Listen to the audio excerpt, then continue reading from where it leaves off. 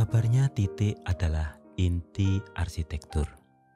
Ya, bisa jadi, karena tanpa unsur itu kita sulit membayangkan keberadaan arsitektur. Apalagi titik merupakan ibu dari garis, nenek dari bidang, dan moyang dari ruang.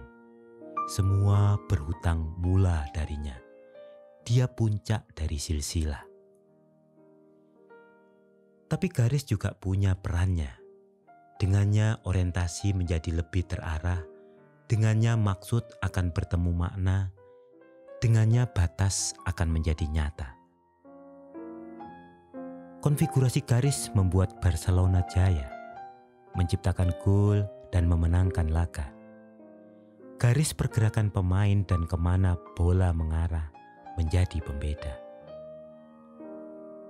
Lintasan garis membuat semesta dalam rodanya.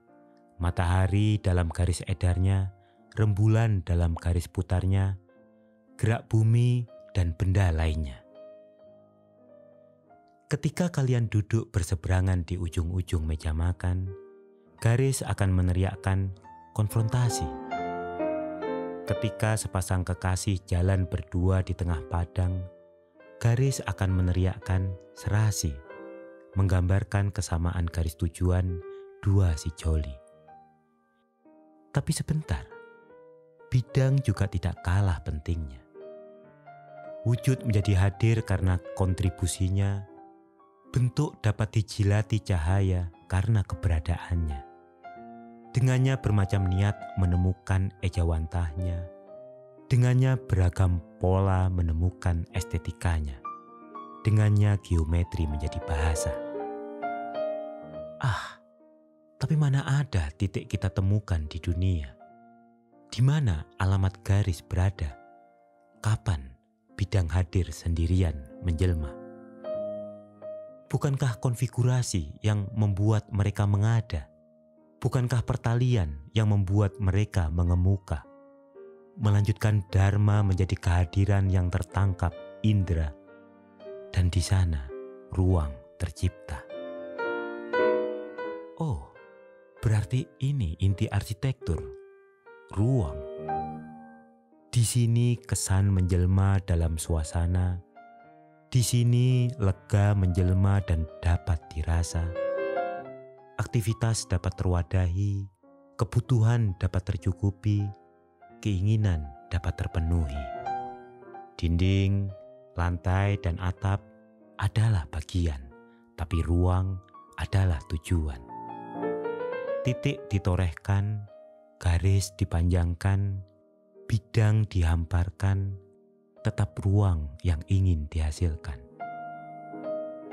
Garis tugu kau dirikan, tanah lapang dan pepohonan akan melingkupinya. Kau bangun bidang dinding, padang rumput dan langit akan melengkapinya. Dan tanpa kau minta, terbentuk ruang juga. Sepertinya benar juga. Ruang adalah inti arsitektur. Walau raguku masih belum bisa terukur. Mereka bilang bidang merupakan batas ruang. Maka aku sebut angkasa sebagai ruang dan bertanya di mana bidang pembatas ruang. Mereka menari di ruang dansa. Aku lepas dinding, lantai dan atapnya. Di mana ruang itu sekarang berada? Sepertinya ada yang lebih inti dari arsitektur daripada sekedar ruang. Maka aku sapa warna, menjajaki bagaimana baunya.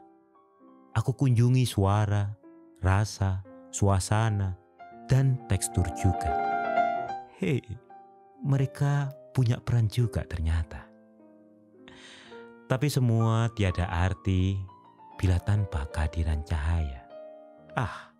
Apakah arsitektur adalah cahaya? Aku termangu, tetap dengan raguku, tetap dalam pencarianku. Jadi di mana inti itu? Tapi apakah semua elemen itu harus disandingkan untuk adu kekuatan? Atau paling tidak menilai mana yang lebih berperan? Aku termangu, tetap dengan raguku, tetap dalam pencarianku. Mereka bilang hidup adalah perjuangan, Yang lain bersumpah bahwa hidup adalah perlombaan. Survival of the fittest, kata Charles Darwin. Tapi arsitektur berkata sebaliknya, bahwa ini adalah soal kerjasama dan sama sekali bukan lomba. Tapi aku termangu, tetap dengan raguku, tetap dalam pencarianku.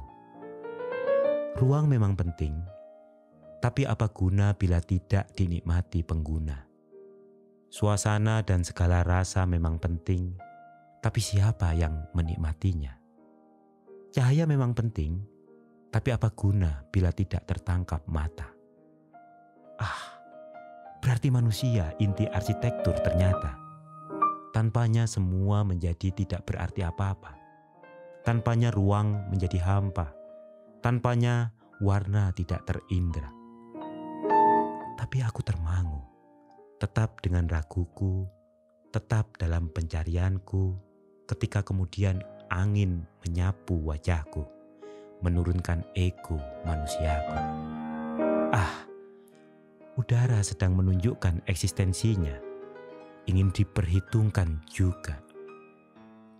Aduh iya, nampaknya gravitasi juga, yang karenanya semua ada pada tempatnya, ruang tidak melayang, bidang tidak terbang, tekstur dan warna lari entah kemana. Maka aku termangu, kali ini tidak ada raguku. Karena aku terbentur pada zat yang menciptakan semua itu.